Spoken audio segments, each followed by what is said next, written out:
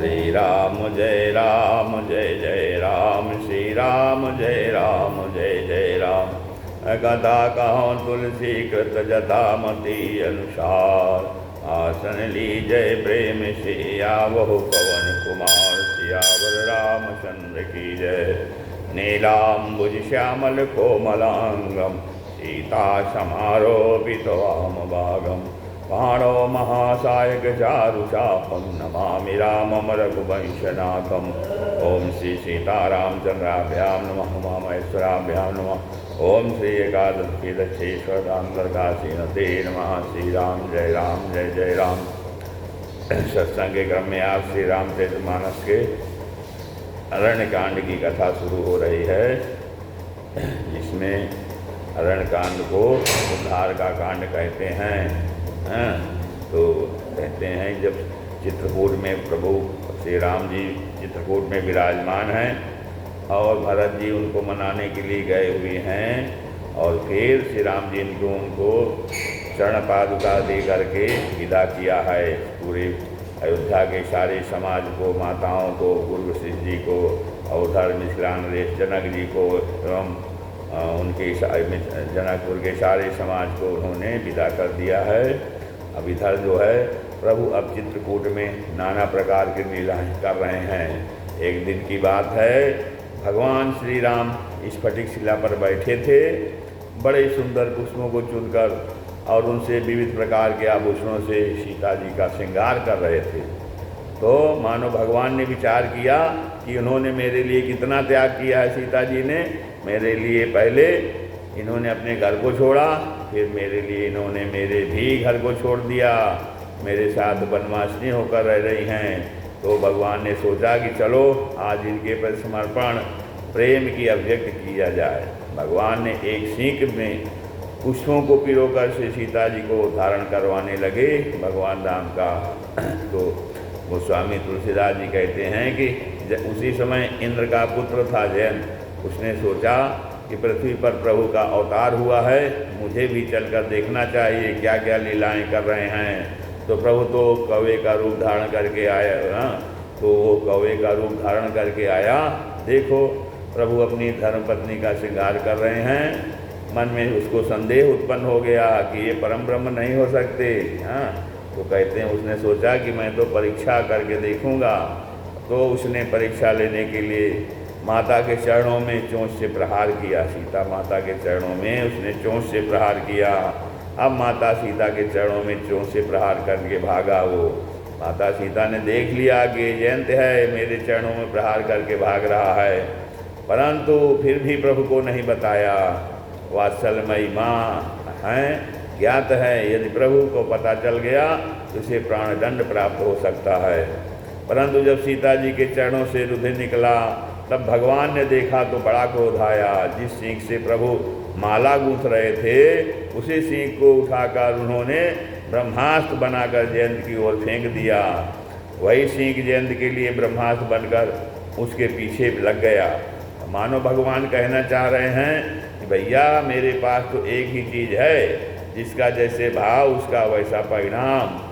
ये यथा माम प्रपद्यन्ते तांस तथैव भजाम्य हम, जो मेरे साथ जैसा मेरा भजन जिस प्रकार से करता है हम भी उसका उसी प्रकार से भजन करते हैं, हम भी उसके साथ वैसा ही व्यवहार करते हैं। तो इसके बाद जयंत जो है इंद्रलोक पहुंचा और उड़ते भागते अपने पिताजी के शरण में गया, इंद्र की शरण में गया। क्या किया, सीता जी का अपराध कर दिया है, राम जी का बाण पीछे लगा हुआ है। अब यह सुनते ही इंद्र बोले कि फौरन यहाँ से तुम चले जाओ, राम जी के बाण से मेरा स्वर्ग भी नष्ट हो जाएगा। तो सत्यलोक से ब्रह्मा जी ने भी बाहर कर दिया। ब्रह्मा जी के पास दौड़ के गया तो ब्रह्मा जी ने भी बाहर कर दिया। फिर शिव जी के पास शिवलोक गए तो शिवलोक में कैलाश पहुँच गए तो शिव जी ले त्रिशूल दौड़ा लिए कि मेरी माता का अपराध करके मुझसे सरना चाहता है। तो जब किसी लोक में प्रवेश नहीं पाता तो सब द्वार से उसे निष्कासित कर दिया गया। अब राम विमुख होने से उसकी यह गति हो गई। फिर राम विमुख सपने सुख नाही, तो वो राम से विमुख हुआ, इसलिए उसकी यह गति हुई। फिर उसे अपने घर में प्रवेश भी नहीं मिला। परंतु इस प्रकार भागते हुए व्याकुल जयंत को जब नारद जी ने देखा तो नारद जी महाराज को बहुत करुणा आ गई और बाबा के हृदय में नारद जी महाराज को बहुत करुणा आ गई, दया आ गई। तो जयंत व्याकुलता में उड़ता चला जा रहा है। तो नारद जी ने देखा, अहो जयंत कहाँ भागते चले जा रहे हो। जयंत ने कहा, महाराज उड़ने दीजिए, जब तक उड़ूंगा तभी तक प्राण बचेंगे, और ज्यों ही उड़ना बंद कर दिया त्यों ही ये बाण मेरे प्राण ले लेगा। नारद जी ने कहा, नहीं, मेरे पास आओ।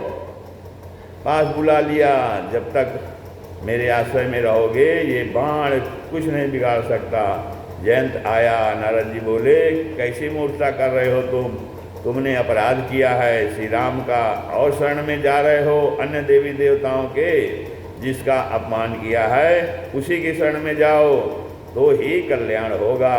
तो जयंत ने कहा, महाराज बड़ा भय लगता है। नारद जी ने कहा, सुनो, कुछ बातें मैं कह रहा हूँ, तो भगवान के पास जाना तो यही कहना। नारद जी ने कुछ सत्संग की 2-4 बातें बता दी। हाँ, त्राहिमाम त्राहिमाम, तो दौड़ पड़ा। भगवान के पास जाना तो वो दौड़ा भगवान की शरण में, इतना डरा हुआ था कि भगवान की तरफ पूंछ करके बैठ गया और सीता जी की ओर मुख कर उसका मुख था। तो मानो कह रहा हो, माता अब आप ही मुझे बचा सकती हो। सीता माता को दया आ गई। यही स्वभाव है भक्ति स्वरूप माता सीता का। जब जब जीव भगवान से विमुख होता है तब तक माता उसको भगवान के सन्मुख कर देती हैं।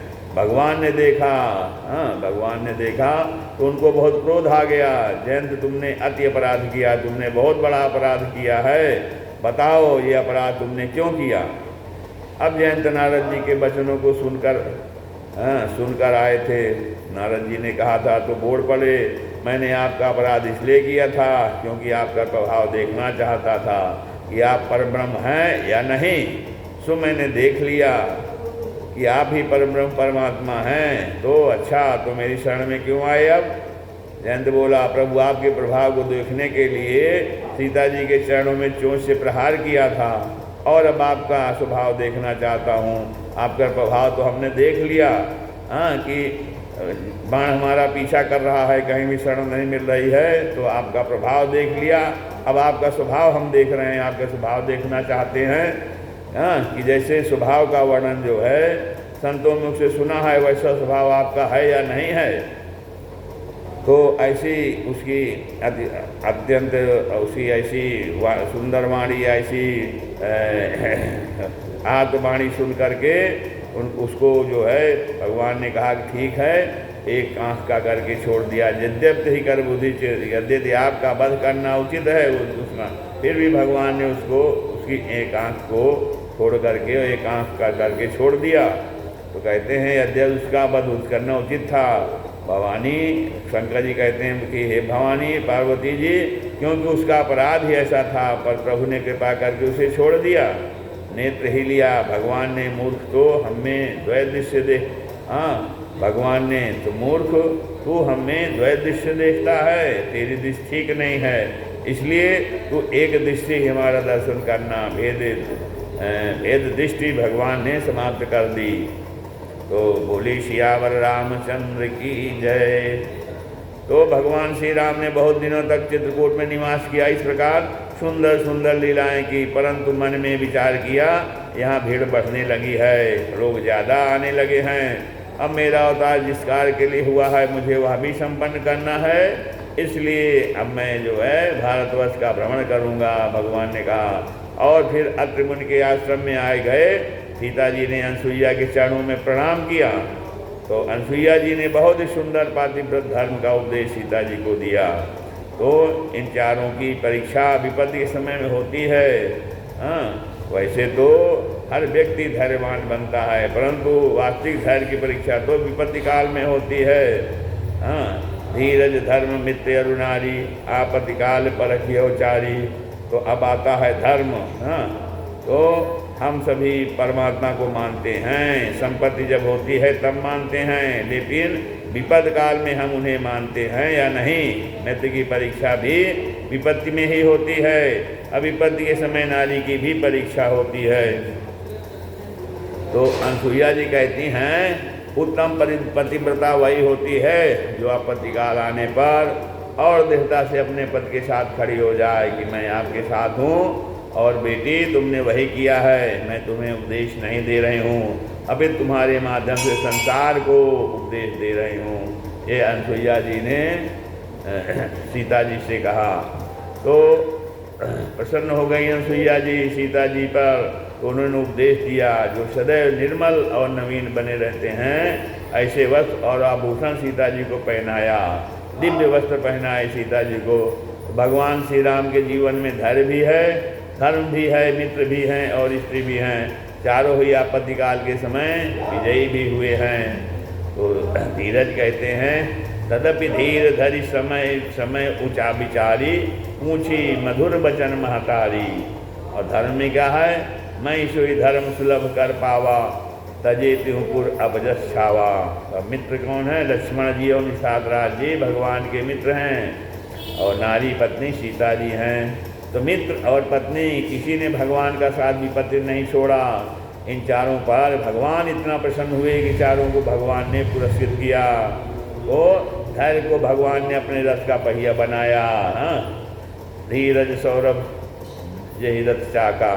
तो धैर्य को भगवान ने अपने रथ का पहिया बनाया और धर्म को ऊपर भगवान ने कृपा करी, उसे स्वयं अपना रथ ही बना लिया। धीरज को, धैर्य को पहिया और धर्म को भगवान ने अपना रथ बनाया। धर्म के रथ पर विराजमान हैं, धर्म का पालन कर रहे हैं। और मित्र के ऊपर जब प्रसन्न हुए तो लक्ष्मण जी महाराज को अपना लिया, उन्होंने अपना लिया। और सीता जी पर जब प्रसन्न हुए तो उन्हें उपहार स्वरूप नहीं दे रहे हैं, अपितु अनसुईया जी के माध्यम से उनका आभार व्यक्त कर रहे हैं। सीता जी अपने पातिव्रत धर्म में उत्तीर्ण हुई हैं, पास हो गई हैं, इसलिए अनसुईया जी उन्हें उपहार दे रही हैं। कौन सा उपहार दे रही हैं? ऐसे वस्त्र दिए जो कभी मलिन नहीं होते, जो नित्य नवीन हैं, दिव्य हैं। वो वस्त्र कौन सा है? जो नित्य नवीन रहता है। गोस्वामी तुलसीदास जी कहते हैं कि राम नाम रूपी वस्त्र अनसुईया जी ने सीता जी को प्रदान किया है। ये ऐसा वस्त्र है जो नित्य नूतन अमल सुहाए, प्रत्येक दिन जो है वो नया बना रहता है। जैसे कहते हैं राम नाम रूपी वस्त्र दिया है, तो कैसे राम नाम बिनु गिरा न सोहा, बसनहीन नहीं सोह सुरारी, सब भूषण भूषित बर नारी। जैसे वक्तहीन नारी केवल आभूषणों के लिए साथ शोभा नहीं पाती, वैसे ही राम नाम के बिना जीवा की शोभा नहीं होती। तो आज अनसुईया जी ने सीता जी को पातिव्रत धर्म में सफल होने के कारण राम नाम रूपी वस्त्र प्रदान कर दिया है और सीता माता प्रसन्न हो गई। अब राम जी अत्रिमुनि से विदा मांगते हैं, कहते हैं मुनिवर आपको ज्ञात है मैं वन क्यों आया, अब आप आज्ञा करें तो मैं दूसरे वन को प्रस्थान करूं। अब अत्रिमुनि बोले प्रभु मैं किस प्रकार कहूं कि आप जाइए, आपका स्वभाव इतना सुंदर है नाथ कि अब समझ क्यों आप समझा क्यों इन्होंने सब देवताओं को त्याग कर दिया, त्याग कर आपका वर्णन किया है। किस स्वभाव की चर्चा कर रहे हैं अत्रिमुनि जी? अखिल ब्रह्मांडों के नायक प्रभु श्री राम स्वयं को संतों के दास अर्थात सेवक के रूप में स्वयं प्रस्तुत करते हैं। गदगद हो गए अत्रिमुनि। भगवान ने अत्रिमुनि के चरणों में प्रणाम किया। अत्रिमुनि ने भगवान के चरणों में मानसिक प्रणाम किया और प्रभु ने वहाँ से प्रस्थान किया।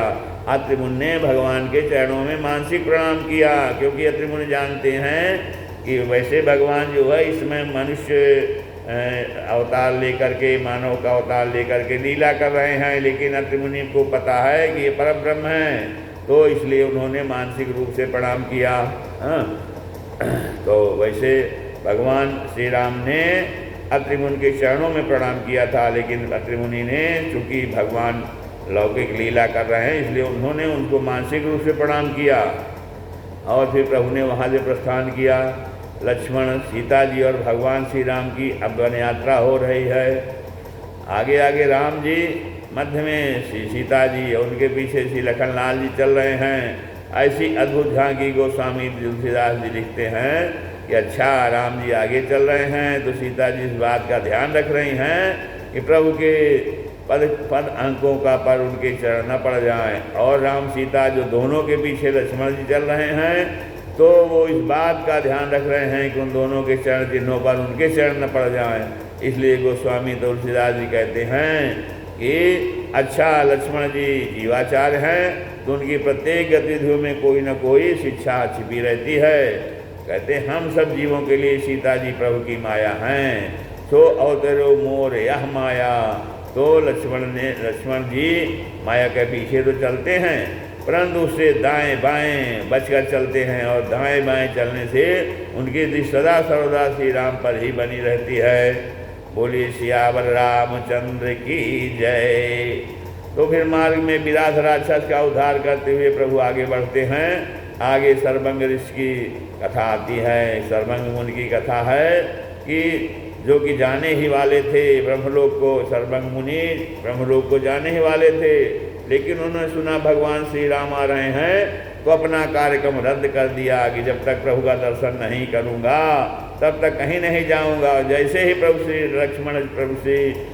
लक्ष्मण जी और सीता जी के संग सर्वभंग ऋषि जी के आश्रम में आए, सामने आए, मुनि मानो उलाहना दे रहे हों कि आने में बड़ा विलंब किया आपने। प्रभु तो क्या है कि मैं ब्रह्मा के धाम जा रहा हूँ, और परंतु खबर मिली कि आप पधार रहे हैं तो सोचा आपसे मिलता हुआ चलूँ।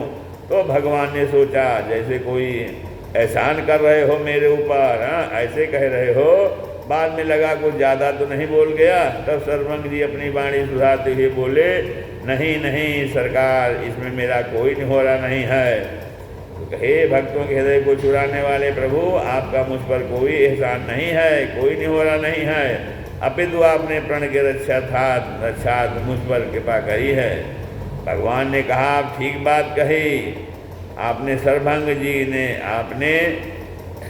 जी ने कहा कि जितनी भी जीवन में साधनाएं करी हैं मैंने सब आपको प्रदान करता हूँ, इन सब के बदले आप मुझे अपना प्रेम प्रदान कीजिए। क्यों? क्योंकि जितनी साधना की थी समर्पण करके उनसे निर्मल भक्त का वरदान मांग लिया। सरकार ऐसे ही खड़े रहिए, आपको देखते देखते मैं अपने पंच भौतिक देह का परित्याग करना चाहता हूँ। भगवत दर्शन करते करते सर्वंग मुनि भगवान में ही विलीन हो गए। बोलो जय सिया राम सिया राम सिया राम, श्री राम जय जय राम। तो इस प्रकार सर्वभंग मुनि पर कृपा करके भगवान आगे बढ़ते हैं। भगवान द्वारा धरती को निशाचरहीन करने की प्रतिज्ञा की जाती है। मार्ग में भगवान को बड़ा भारी सफेद एकदम अस्थियों का पहाड़ नजर आया। भगवान ने करुणावशात उन मुनियों से पूछा, महाराज किसकी अस्थियों का ढेर है? मुनियों ने कहा, सरकार क्यों जानकर भी अनजान बन रहे हैं, आतंकवादियों का डेरा है यहाँ पर। ये ही निशाचर मार मार कर ऋषियों को खा जाते हैं। रावण जो आतंकवाद फैला रहा है उसका एक केंद्र यहाँ भी है। भगवान को बड़ा कष्ट हुआ, भगवान की भुजाएं फड़कने लगीं।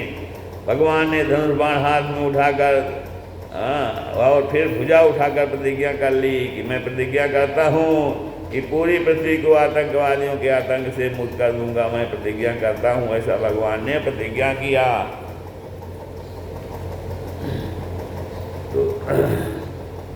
तो रामो द्विरन भासते, राम सिर्फ एक बार ही कहते हैं। रामो द्विरन भासते, दो बार नहीं कहते हैं। राम जी सिर्फ एक बार ही कहते हैं। तदुपरांत सभी मुनियों के आश्रम में जाकर प्रभु ने आनंद प्रदान किया। तो अब आगे सुतीष्ण जी की कथा है। अगस्त जी के एक शिष्य हैं जिनका नाम है सुतीष्ण जी महाराज। इतनी मीठी और दिव्य कथा है महाराज। तो सुतीष्ण जी अगस्त जी के शिष्य थे और अगस्त जी से इन्होंने दीक्षा प्राप्त कर ली। तो बोले, गुरुदेव आपको कुछ दक्षिणा देना चाहता हूँ, तो तुम गुरु दक्षिणा के चक्कर में मत पड़ो। अगस्त जी ने कहा, तुम जा कर के तुम भजन करो। नहीं प्रभु, बिना गुरु दक्षिणा के विद्या सफल नहीं होती। सुतीष्ण जी ने कहा, कहते हैं मुझे, अगस्त जी ने कहा मुझे कुछ नहीं चाहिए, तुम जाकर भगवत भजन करो। नहीं प्रभु, कुछ तो आज्ञा देनी पड़ेगी। सुतीष्ण जी ने कहा। तो अगस्त जी को क्रोध आ गया।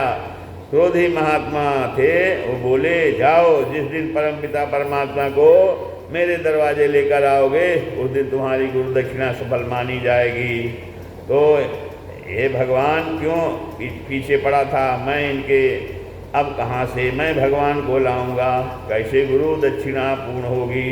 तो सुतीश जी ने ये विचार किया कि भगवान का अवतार होगा और फिर वो गुरु जी से तो मिलने आएंगे ही, अब बिना गुरु जी के दर्शन के तो आगे जाएंगे नहीं। सुतीश जी ने विचार किया कि यहाँ से 2-4 किलोमीटर आगे अपना आश्रम बना लेता हूँ और जब भगवान आएंगे इसी रास्ते से ही जाएंगे, पता चल ही जाएगा और कोई न कोई बहाना बनाकर मैं उन्हें अपने साथ ले ही आऊँगा, तो मेरी गुरु दक्षिणा पूर्ण हो जाएगी। आज सुतीश जी को वो पता चला, जब सुतीश जी को ये पता चला कि श्री राम जी पधार रहे हैं, कैसी स्थिति है। सुतीश जी के मन में द्वंद्व चल रहा है, पता नहीं प्रभु मुझे दर्शन देंगे या नहीं। मैंने तो सत्संग किया है न जोग किया, मैंने न तो सत्संग किया है न जोग किया है और न जप किया है, क्या प्रभु मुझे दर्शन देंगे। और प्रभु और एक साधना का बड़ा अहम पक्ष है, जहाँ सब कुछ करता हुआ भी साधक कहता है मैं कुछ नहीं किया अपने जीवन में। तो सुतीश जी के मन में बहुत द्वंद्व चल रहा है कि पता नहीं प्रभु हमें दर्शन देंगे कि नहीं देंगे, क्योंकि वो विचार करते हैं कि न तो मैंने सत्संग किया है, न जोग किया है, न जप किया है, तो प्रभु हमें कैसे दर्शन देंगे। अब यहाँ एक देखने की बात यह है कि एक कोई साधक जो होता है वो साधना का उसका आम पक्ष जो है वो करता क्या है, साधक कहता है, साधना करते हुए कहता है कि मैंने तो कुछ साधना नहीं किया अपने जीवन में। वैसे सुतीश जी कह रहे हैं कि हमकी पता नहीं प्रभु हमें दर्शन देंगे कि नहीं देंगे, क्योंकि ना तो मैंने सत्संग किया है, न जोग किया है, न जप किया है। तो कह फिर विचार करते हैं कि भगवान तो करुणानिधान हैं, उनकी एक प्रतिज्ञा है, क्या है, सो प्रिय जाके गति न आन की, सो प्रिय जाके गति न आन की। अर्थात भगवान को जो वो बड़ा प्रिय लगता है जिसकी अन्य कोई गति ना हो, अर्थात अनन्य गति हो, उनके अलावा भगवान के अलावा जिसके कोई नहीं होता है, अनन्य चिंतन अनन्य गति उसकी होती है। तो राम जी का वचन है ये कि सो प्रिय जाके गति न आन की, जिसकी और कोई गति नहीं है तो वो भगवान को बहुत प्रिय है। अर्थात जो केवल भगवान के भरोसे है, समता जी भजन करहो दिन राति। तो सुतीश जी को आस रह जाती है कि मैंने योग जप नहीं किया, परंतु किसी के आश्रित तो नहीं रहा, हो सकता है कि भगवान कृपा मुझ पर भी हो जाए, क्योंकि हम केवल भगवान के आश्रित हैं। तो भगवान आए और उन्होंने अपना राम रूप सुतीश जी के हृदय भाव ने प्रकट कर दिया। सुतीश जी ध्यान कर रहे थे तो प्रभु का दर्शन हृदय में पाते ही सुतीश जी बिल्कुल ध्यान मग्न हो गए, और मार्ग में बैठ गए। उनकी पूरी रोमावली पनस अर्थात कटाल के फल के समान कंटकित हो गई। तो रोमांचित हो गए सुतीश जी महाराज, भीतर ब्रह्म का दर्शन, यो भी सगुण साकार राम रूप का दर्शन कर रहे हैं। तो सुतीश जी महाराज का पास का शरीर रोमांचित है, भगवान का दर्शन हो रहा है। भीतर जो है भगवान का दर्शन हो रहा है। अब भगवान सन्मुख आकर खड़े हो गए, भगवान उठा रहे हैं, पर उनको तो भीतर ही राम रूप का दर्शन हो रहा है। तो भगवान ने विचार किया कि जब तक मैं इनके भीतर से अपना राम रूप गायब नहीं करूँगा, इनकी समाधि नहीं खुलने वाली। तो भगवान ने उनके हृदय से अपना राम रूप गायब कर दिया। जब उन्होंने राम रूप गायब कर दिया और अपना चतुर्भुज रूप प्रकट कर दिया, और जैसे ही राम रूप गायब हुआ, चौंक पड़े सुतीश जी महाराज, प्रभु कहाँ चले गए आप? आँख खोलकर देखा, प्रभु कहाँ गए? तो सामने प्रभु श्री राम नजर आए, दर्शन किया भगवान का, प्रसन्न हो गए दर्शन करके, भगवान के चरणों में गिर पड़े, भगवान की बड़ी प्यारी स्तुति गाई। और इसके पश्चात भगवान को लेकर वे अपने आश्रम में आए और भगवान से कहते हैं, प्रभु जो आपको सगुण जानते हो जाने, जो आपको निर्गुण जानते हो जाने, मैं तो केवल कौशलपति भगवान श्री राम को ही जानता हूँ। आप ही मेरे हृदय में निवास कीजिए। तो भगवान बड़े प्रसन्न हो रहे हैं। भगवान बोले, सुतीश जी महाराज वरदान मांगे। सुतीश जी बोले, तो क्या है ना महाराज? मैंने आज तक किसी से कुछ न मांगा नहीं, तो मांगे तो मांगने का अभ्यास ही नहीं है मुझे, इसलिए मुझे समझ नहीं पड़ता कि क्या सही है और क्या गलत है। एक काम कीजिए प्रभु, आपको जो अच्छा लगे प्रदान कर दीजिए अपनी ओर से आप। तो सुधीर जी कहते हैं कि प्रभु आज तक मैंने कुछ नहीं मांगा, तो इसलिए मुझे समझ नहीं जान पड़ता क्या गलत है क्या। तो कहते हैं एक काम करिए, जो आपको ठीक लगे वो वरदान आप हमें प्रदान कर दीजिए। अब यहाँ कितनी ज़्यादा चतुराई से अपनी बात कह रहे हैं, विचार करिए। कोई छोटा सा बच्चा है साल भर का, पिता उससे कहे मांगो जो मांगना है, 2 साल भर का बेटा क्या मांगता है, कहेगा पिताजी टॉफी चॉकलेट, ये सब जो है ले आइएगा। अब उसको क्या पता कि पिताजी के पास करोड़ों की संपत्ति है, लेकिन अगर बेटा कह दे आप अपनी हैसियत से जो समझिए प्रदान कर दीजिए, तो पिताजी सोचेंगे कि हैसियत से देना है तो कुछ ऐसा दें कि उसे भी लगे कि कुछ दिया है। इसलिए सुधीर जी कह रहे हैं कि प्रभु मैंने मांगा वागा नहीं आज तक, आपको जो अच्छा लगे आप दे दीजिएगा। अब देखिए भगवान क्या दे रहे हैं, भगवान क्या दे रहे हैं। भगवान ने एक साथ वरदानों की छड़ी लगा दी। अब बिरल भगत बिरति विज्ञाना, हो सकल गुण ध्यान निशाना। भगवान दिए हैं, अविरल भक्त दे दिया। कृष्ण जी ने कहा प्रभु वाह आनंद आ गया, अब तैयार हो जाइए, अब मुझे आपसे वरदान चाहिए। भगवान ने कहा अभी तुमने कहा तुम्हें मांगना नहीं आता। सुधीर जी बोले प्रभु ये तो मेरी चतुराई है, आप समझ नहीं पाए। प्रभु आपको जो अच्छा लगा वो आपने मुझे दिया, और अब जो मैं चाहता हूँ आप मुझे दीजिए। तो यह सुनकर दोनों भैया राम लक्ष्मण जी बड़े जोर से हंसे। भगवान ने कहा अच्छा मांगो, अब बचा ही क्या है, जो मांगोगे। सुधीर जी ने कहा सरकार आपने इतनी संपत्ति दे दी है, कुछ तो मुझे भय लग रहा है कहीं जो है चोरों का आक्रमण ना हो जाए। मेरे हृदय में इतनी संपत्ति दे दी है, कहीं डाकुओं का आक्रमण हो गया तो कौन बचाएगा। भगवान बोले, और भगवान बोलते हैं कि कौन बचाएगा। तो बोले यही तो मांगना चाहता हूँ। भगवान बोले कौन बचाएगा। बोले यही तो मांगना चाहता हूँ। आपने इतनी संपत्ति देकर ठीक नहीं किया, एक काम करिए अब आप ही चौकीदार बन के धनुष बाण लेकर के मेरे हृदय में बैठ जाइए, और इस सारी संपत्ति की रक्षा की जिम्मेदारी आपकी है। अब निष्काम भाव से आप मेरे हृदय में निवास कीजिए। सुधीर जी कहते हैं भगवान प्रसन्न हो गए। अब सुधीर जी से कहते हैं प्रभु आप इधर से ही जाएंगे। भगवान बोले हाँ बिल्कुल, वो आप मेरे गुरु जी के यहाँ भी जरूर जाएंगे। भगवान बोले बेशक, हम उनके दर्शन के बिना किस प्रकार जा सकते हैं, कहीं नहीं जाएंगे। हाँ तो उन्हीं से तो हमको मंत्र लेना है, तो एक काम कीजिए न प्रभु आप हमारे साथ चलिए। भगवान ने कहा क्यों प्रभु आप ऐसे ही जाएंगे तो भटक जाएंगे, 10 लोगों से पूछना पड़ेगा। सुधीर जी ने कहा, तो भगवान ने कहा अच्छा इसमें मेरा कोई नहीं हो रहा नहीं है, ये मत समझिएगा कि मैं कोई एहसान कर रहा हूँ। हाँ किसी को रास्ता बताना अच्छी बात है, तो इसमें आप प्रभु आप ऐसे ही जाएंगे तो भटक जाएंगे, 10 लोगों से आपको पूछना पड़ेगा। अच्छा और तो और जब हमारे साथ चलेंगे इसमें कोई मेरा नहीं हो रहा नहीं है, या मत समझिएगा कि मैं कोई एहसान कर रहा हूँ आप पर, मैं तो बस आपकी सहायता हेतु कर रहा हूँ ऐसा। भगवान श्री राम लक्ष्मण जी की ओर देखते हैं और मुस्कुराने लगते हैं कि धन्य है भक्तों का स्वभाव। भगवान ने कहा चलो।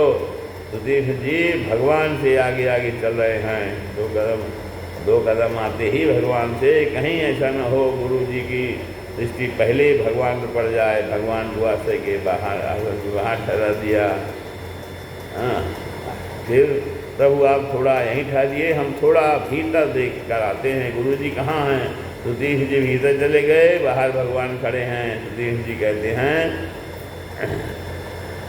कि अगस्त जी ने देखा तो मुँह दूसरी ओर करके कहा कहाँ गए बिना गुरुदक्षिणा के। नहीं प्रभु मैं तो उनको लेकर आया हूँ, आप दिन रात इनके नाम का जप करते रहते हैं। तो उसी प्रभु को साथ लेकर मैं आया हूँ। अब जो है अगस्त जी दौड़ पड़े अगस्त जी महाराज। देखा तो साक्षात प्रभु राम सीता जी लक्ष्मण के साथ खड़े हैं। दौड़कर अगस्त जी को दंडवत प्रणाम करते हैं भगवान। फिर अगस्त जी को प्रणाम करते हैं। दोनों भाइयों को प्रणाम करता देख अगस्त जी हृदय से लगा लेते हैं, आश्रम में लेकर आते हैं। दोनों भाइयों को सुतीक्ष्ण जी पर तो प्रसन्नता की सीमा नहीं, बार बार थपथपा रहे हैं, बार बार पीठ थपथपा रहे हैं। और सुतीक्ष्ण जी की वहाँ शिष्य हो तुम्हारे जैसा कहे जा रहे हैं। सुतीक्ष्ण जी भी प्रसन्न हो रहे हैं। सारी कृपा तो इन प्रभु की है। अगर ये न चाहते तो मेरी चतुरता काम थोड़ी करती। मैं तो लाया हूँ। तो सुतीक्ष्ण जी प्रसन्न हो रहे हैं कि सारी कृपा तो इन प्रभु की है। अगर ये न चाहते तो मेरी चतुरता काम थोड़े करती। ये आए तो मैं ला पाया। प्रभु मुस्कुराए बोले अब मुझे वो मंत्र प्रदान कीजिए अगस्त जी से जिससे मैं निशाचरों का वध कर सकूं। अगस्त जी से श्री राम जी ने कहा कि आप मुझे मंत्र प्रदान कीजिए, ऐसा मंत्र प्रदान कीजिए जिससे मैं राक्षसों का निशाचरों का विनाश कर सकूं। तो अगस्त जी ने कहा मंत्र सब बाद में देंगे, पहले वो ही आशीर्वाद दो जो मेरे चेला को देकर आए थे। मेरे शिष्य को जो वरदान दिया है वही वरदान मुझे चाहिए। वही अविचल भक्ति, वही ज्ञान, वही वैराग्य, वही निष्काम भाव से हृदय में वास, वही वरदान मुझे भी दीजिए। भगवान ने प्रदान किए। अब मुझे कहते हैं उपाय बताए जिससे मैं निशाचरों का वध कर सकूं। अगस्त जी ने कहा राम एक बहुत सुंदर स्थल है, उसका नाम है पंचवटी। दंडक वन में पावन स्थल है, उसका नाम है पंचवटी।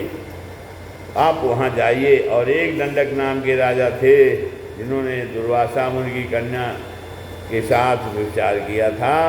दुर्वासा जी ने मुझे घोर साफ दे दिया।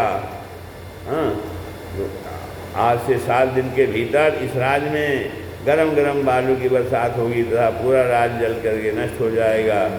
फिर साप के कारण पूरा नगर भस्मीभूत हो गया, बिल घूम ही गई। इसलिए आज अगस्त जी आज कह रहे हैं कि आपके चरण पड़ते ही वह भूमि साप मुक्त हो जाएगी। इसलिए कह रहे हैं कि उग्र साप मुनिवर कर हर हो, आप उस श्राप का हरण कर लीजिए। तो पंचवटी प्रस्थान होता है। भगवान पंचवटी आए, गिधराज जटायु से भगवान की भेंट हुई। सुंदर कुटिया बनाई, वहाँ पे भगवान राम जी अनुज जानकी सहित निवास करने लगे। बोले सियावर रामचंद्र की जय। श्री राम जय राम जय जय राम, श्री राम जय राम जय जय राम। तथा विसर्जन होते हैं सुनो वीर हनुमान, राम लखन सीता सहित हृदय करो विश्राम। सियावर रामचंद्र की जय। एकादश मुखी दक्षिणेश्वर नाम सरकार हनुमान जी महाराज की जय। उमापति महादेव की जय। श्री राम जय राम।